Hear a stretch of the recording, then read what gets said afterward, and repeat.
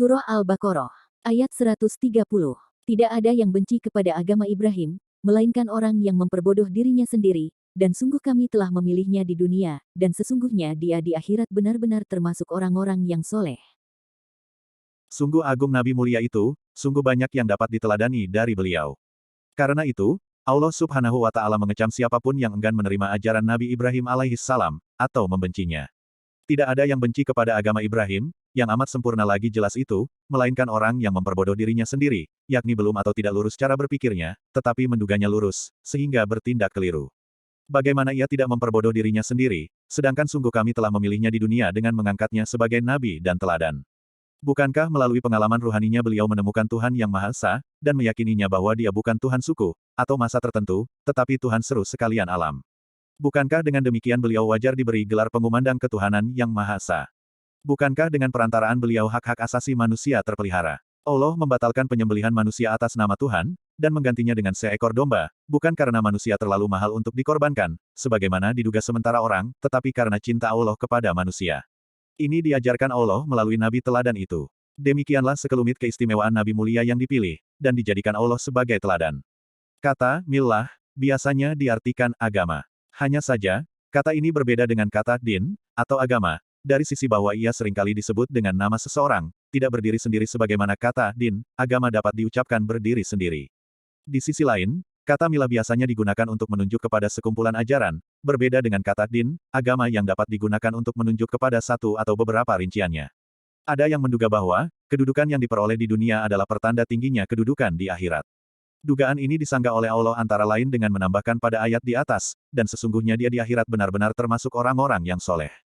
Setelah mendengar uraian tentang bakti Nabi Ibrahim, permohonan beliau, juga mendengar pujian Allah kepadanya, serta celaan terhadap yang membenci ajarannya, maka pada ayat berikut, dijelaskan inti yang menjadi pusat segala ajaran beliau. Di sini pun Allah memerintahkan untuk merenungkannya. Surah Al-Baqarah, ayat 131. Ketika Tuhannya berfirman kepadanya, tunduk patuhlah. Dia menjawab, aku tunduk patuh kepada Tuhan semesta alam. Setelah ayat yang lalu menguraikan kedudukan beliau di dunia dan di akhirat, maka ayat ini menguraikan faktor yang mengantarnya mencapai kedudukan tersebut, yakni kepatuhan kepada Allah, sambil menjelaskan bahwa ajaran Nabi Ibrahim alaihissalam bersumber dari Allah, bukan hasil pemikiran atau renungannya. Cobalah ingat dan renungkan, ketika Allah, Tuhannya, berfirman memerintahkan kepadanya, tunduk patuhlah. Pada saat datangnya perintah tersebut, dia, Ibrahim alaihissalam, menjawab serta langsung menyambutnya dengan ucapan dan tindakan, aku tunduk patuh kepada Tuhan semesta alam.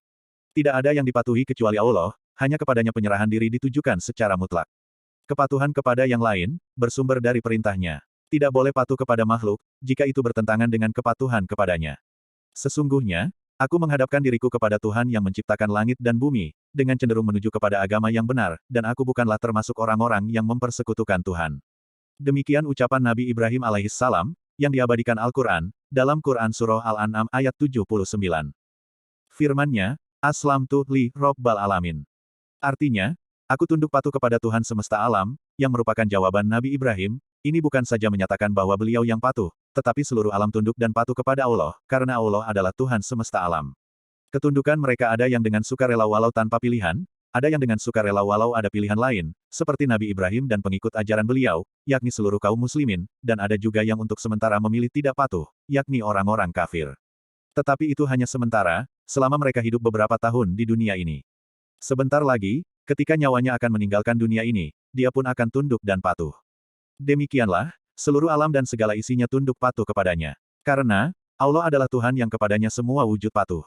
Adalah wajar jika Nabi Ibrahim, tokoh yang amat patuh itu, mewasiatkan prinsip ajaran ini kepada anak keturunannya, termasuk Bani Israel, yang pada masa Nabi Muhammad SAW, hingga kini, sebagian dari mereka tidak berserah diri dan patuh kepada Allah.